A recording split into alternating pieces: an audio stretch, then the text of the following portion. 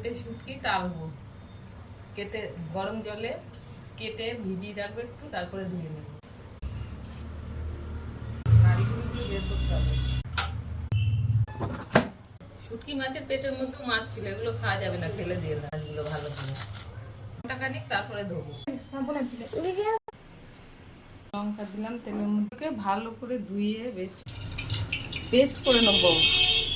একেবারে পেস্ট করবো না, একটু গোটা গোটা একেবারে পেস্ট করে নিচ্ছি। ভাজা হয়ে গেছে, কুচোটা দিয়ে রেখেছিলাম, দিয়ে দিলাম পেঁয়াজটা, আদা রসুন বাটা, এটা লবণ দিয়ে দিলাম,